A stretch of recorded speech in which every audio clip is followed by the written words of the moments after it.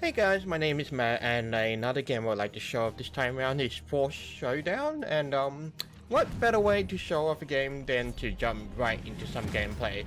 So this is Squire of Light, and there's actually a bunch of different characters that we can play around with. And the other main thing about this game that we eventually get into is that we can actually build a deck to basically sort of just like provide our hero with spells, upgrades, and consumables. Show in the galaxy with lives on the line. As always, the rules are that the contestant must fight his way through numerous titans, earning points along the way. Tonight's show will be Frontline. At the end of the hall stands the ultimate challenge, Ruby von Worthington. The best defense is a lot of firepower. Yeah, they really do make a big deal out of it. So this is actually not an exact sequel, but if you're familiar, if you have played the game called Force, then this is basically by the same developers. So staying alive applies to us later. Alright. So basically the idea is that you do a bunch of arenas and basically lose 10 health every 5 seconds, kill, heal 4. Oh, that's annoying. Alright, so I think it's better to jump into some gameplay first and just I'll focus on the gameplay. So this is a bunch of cards. Sorry for interrupting just some of the voices, because it's like I just don't quite. Yeah, it's like I don't quite get when they're gonna announce things, and sometimes there's just a whole bunch of different voices. So yeah, apologies about that. Alright, so that's it. Like I said before, there's like a deck of cards that you can start with, and of course, you know, at the start you draw a bunch of cards. You can discard some cards to hopefully get a better draw. So now, and basically this mana system at the bottom, you get 1 additional mana every round, and there's basically a bunch of different rounds. So this guy I'm using to play is called the Squire of Light. He's basically the first character you play with. And I'm purposely choosing him so that I'm not like I'm not basically like spoiling the other characters for you so much. So that's it. There is quite a certain amount of depth to this game, and certainly it is there is quite a certain amount of depth to the game, but not really so much in terms of abilities. So to begin with, the Squire Light has this like a main attack. Which one do I want? Okay. So the Squire Light has this main attack which I'm using right now, but basically they make him a bit slower, but they also have like this charge up in that like after a while, like, you know, it would just explode and do this big burst for bigger damage. And okay, so so another technique is that I can just put up like a divine shield, or just a shield that just makes him invulnerable, and that's pretty much about it really. Guardian Light become invulnerable for 2 seconds, and then the other one I haven't covered is Overcharge. And okay, so now, which one do I want? Overcharge, get 50 damage, or do I get 40 health and play one card? Get some health. That'll be pretty handy. So the overcharge is this, and basically some other guys have like more than some passive abilities. So when I get them, oh, these mines are basically, oh, this is annoying. So I just hovered over there quickly, and I'll do it now. Speed of Light passive, when you attack people, like hits twice as fast for 2 seconds. Some of the other heroes have passive abilities, which, you know, just it's good in a way in that it gives you less to focus on, but certainly some people may think otherwise. So but again, to each their own. So that's it. Okay, so we really should try and kill. Oh, I died already, which is embarrassing. I was hoping to actually get a bit longer, but it's kind of embarrassing. Nevertheless, I'll just play someone else. Okay, so I'll just go with my favorite guy. So this is the Stormbringer, and I'm not sure. So basically, you can build a bunch of different decks. So I actually had to do like I was aiming to do an achievement for one. So I was just like, okay, let's just pick a deck let's just make a deck without any spells. So okay, that aside, let's actually just jump into some more gameplay while I talk a bit more about the game. Okay, and I'll just skip the explanations, and we'll pick one. So yeah, So I didn't explain this at the start, but basically like you can choose between 4 different arenas, and each of them have like different conditions which you can see. So here would be fluctuations, here would be curse of excess of wrath sun, and this one side effect spells, that's a side effect when you play a spell card. Desperate survival and patchwork. I don't quite remember which one these ones are, so you can see them at the bottom. Enemies start aggressive after 30 seconds or enemy dies, and all starting minions gain 40 health. This is actually going to be quite annoying, so alright, starting bouncers and paranoid. This is actually a good one to start with. So because I can get the 1 mana, I can get a boost to my chain lightning, which works for me, and I'll be able to play cards on curve. So okay, so I'm not gonna try and explain all the abilities, but I think at least for this guy it's gonna be fairly understandable at a glance. So the one thing that's not so obvious is that if you see the storm cloud above the Stormbringer, basically that storm cloud will basically travel to the Stormbringer's latest target, and so if I shoot him now, you see the storm cloud travel to him. So hopefully that was kind of obvious, but if not, then at least I've explained it now. So and then there was the chain lightning spell, and then there was the and there was like the shield like thing, but it's not really so much a shield.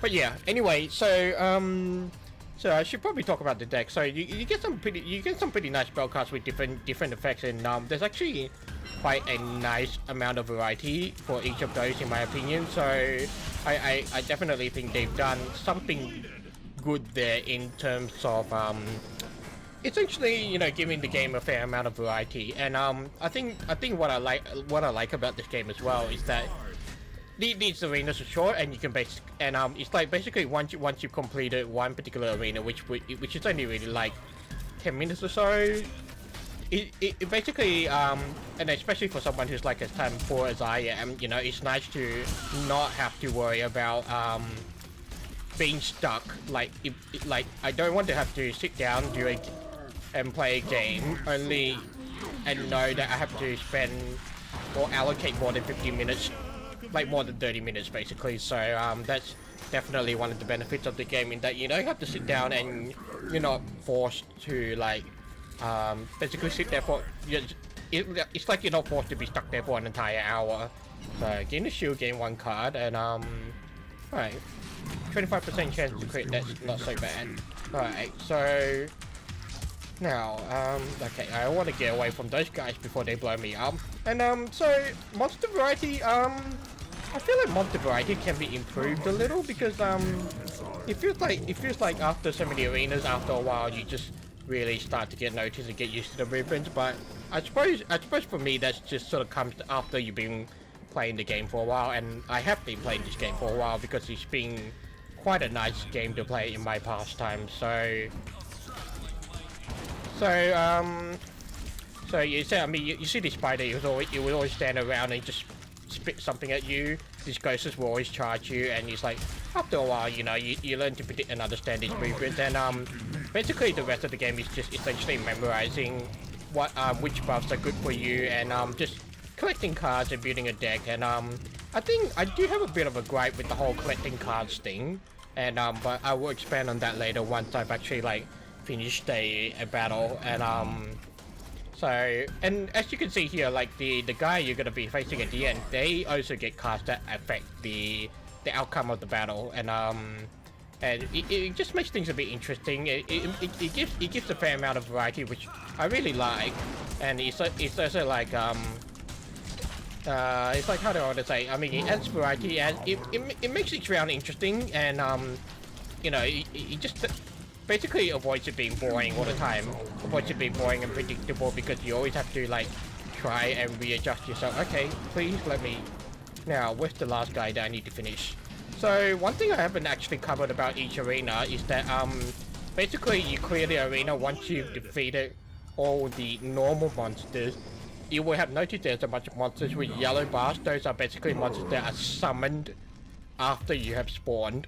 Ooh, there's a little minion there which gives me gold and stuff. So gain 1 mana every time you draw a card. Sure, I'll draw 2 more cards, and Okay, will I like to heal, or should I?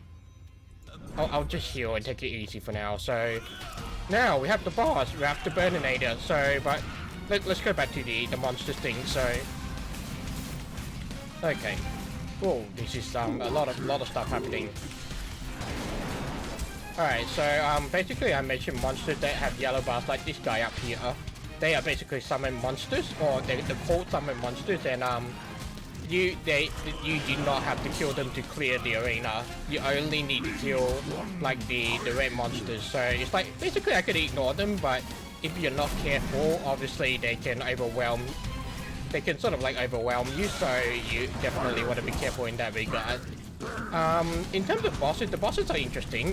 They definitely have their own unique quirk, and okay, yeah, this was basically due to the one of the conditions of this arena. Okay, so now that I've actually completed an actual battle, like across a bunch of different arenas, I get points at the end, and what these points do is that while you're leveling up through all these different battles, all these different arenas, those points will allow you to pick perks that will so if you see here at the bottom, it says I get a new boon available, so I can pick like just between like very minimal boons, but definitely still have some kind of benefit. So I'm gonna grab the 20 health because that will better increase my survivability.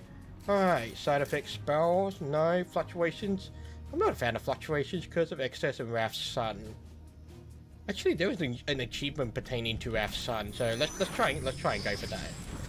Summons Wrath's Sun, a worthless fighter. Anyone killing him is punished for 50 unavoidable damage. This is gonna be annoying. Oh boy, George. Additional card. If you have more than 5 cards when the arena begins, you will take 30 damage. This is actually gonna be quite hard. So I will probably die soon, but once I beat this second boss, I will actually like try and explain like just go back and explain a couple of things. So let's see. Pets. So I'm using the third pet that I recently unlocked, but actually, and I know that's kind of spoiling what to expect, but definitely should at least give you some idea of what to expect when playing this game at least. So I'm gonna kill this guy because yeah, and I take 50 damage. Okay, so learn something new every day, but the problem is I can't afford to take 50 damage all the time because but yeah, as you can see, I'm now in a different arena, which basically means I have different enemies, different people to fill. Okay, this guy I want to kill because you can see he's dropping coins, and he will keep on doing that. And when you kill him completely, there's a whole bunch of nice stuff that you would love to get. So, oh, looks like I killed Wrath's Sun again, and I'm about to die, which is actually not comforting. Yeah, so it's one of those things about sort of just having the arena conditions that can make it I want to take this time to give a warm hand to our Rezomatic 5000 for bringing our contestants back from the dead. Oh, shut up. So yeah, it's one of those things, especially that when you have to pick your arenas, you need to be careful about which one you want to pick, because sometimes the conditions can really screw you over. And yeah, for me, you can imagine I purposely picked one to screw myself over so that I could actually like focus on the other parts of the game so that I could show off to you guys. So it's like this Crucible is the first one you start out with, and and then once you've completed the Crucible one, you unlock this one, and then obviously I haven't unlocked the Grand Return, but now that I've shown you some gameplay, let's actually go look through some of the rest of the stuff. So here's the Fortune. Fortune is just it's just a very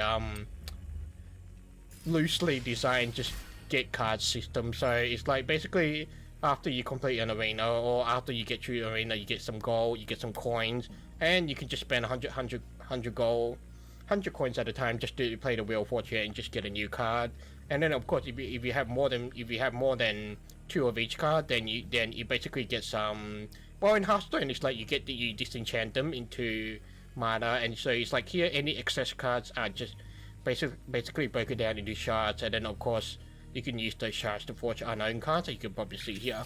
there's the quest system where here with the Crucible or higher, basically you've got some starting quests that basically allow you to unlock like other companions and basically health and gold upgrades and things like that. So there's just some basic quests like kill 400 enemies, kill 6 enemies in 6 seconds and so on, and then in Frontline, which is basically the arena I'm playing, there's just basically other things you can unlock like better boons or better upgrades, and there's also like better cards you can play 350 upgrade cards. This is just literally, you know, a grinding kind of system.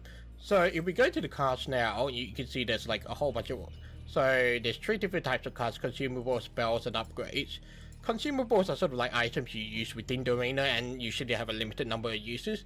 Some of them can actually like refresh if you meet certain conditions. So it's like here, deal 100 damage to one random enemy, replenish at arena end, and the number 2 says you're given 2 of them to start with. So the main thing is that you can basically use 1 per arena, but if you use both in one arena, then they won't replenish.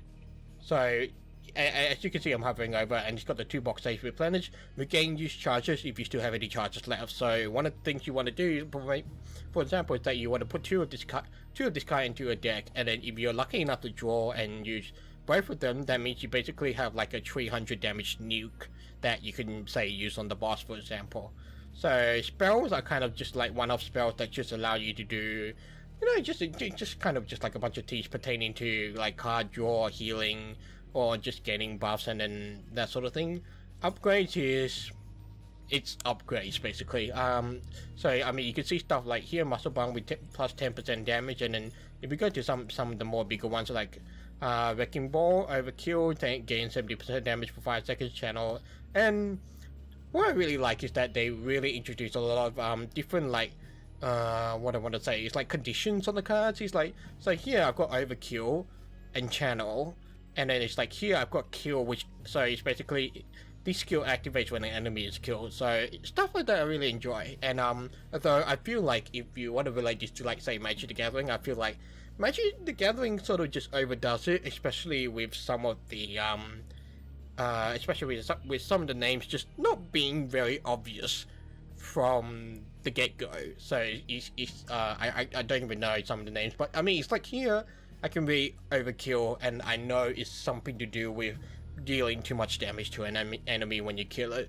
And of course, each of these different classes have their own unique upgrade cards, which obviously pertains to their abilities, and definitely they all have some interesting effects. Some useful, some not so useful, and you can see it's sort of just very familiar in the kind of Hearthstone context where you gain 1 mana for every turn. So so yeah, basically you can build a deck of 30 cards out of all the cards you have. And of course, one of them, this is where I'm a bit apprehensive about the design of this game, because obviously they designed it for people to play more, and obviously one way to do that is to have so many different cards that you basically, if you want to get more cards, you just basically need to grind them out. And I'm not too minds about that. I mean, one, it does increase game longevity, and but again it puts for some people that might be a bit of a turn off, because like maybe they're not as invested in the game, or maybe they don't enjoy the game in the same way that I do. And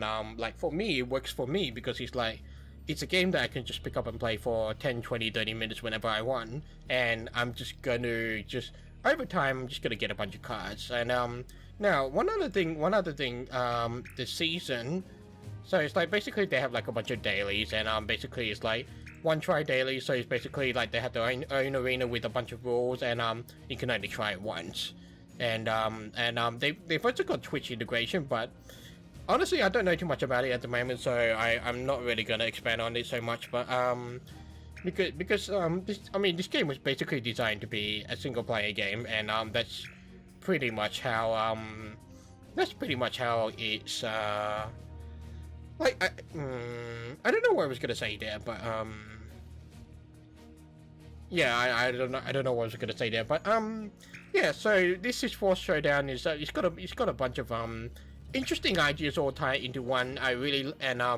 So if you're looking for kind of just like a hack and slash, but also a brawler, and just sort of like a theme where everything is sort of just like over the top, is so flashy, it's sparkly, but it's still understandable enough for you just to sort of just want to mash through monsters, I can definitely recommend for Showdown. And yeah, I think that's about it. I have to say, I think I've explained most of the systems in the game, if not all of them. And I do like the sort of like the different levels of strategy and execution and mechanics, and the fact that it's simple enough to play, and it's not like it's super difficult or anything. It's very approachable. You can just pick up and play, and the cards will give you some layer of strategy, and that is sort of just acceptable at a whole bunch of different levels. You don't really need to think too hard about it, but like if you've been playing card games, then obviously there is some additional strategy layer in that aspect. So yeah, this is for Showdown. I'm just watching the video timer. I'm reaching 21 minutes. I think that would do for now. So yeah, once again, this is for Showdown. My name is Matt, and I will still try and do some of these videos like well, for me it's every Sunday, but some of you might be watching this on Monday. So, but yeah, otherwise, thank you for watching. If you enjoyed the content, there's a like and subscribe button for your clicking pleasure. Oh, there is a like and subscribe button for your clicking pleasure, and I will see you on the next video.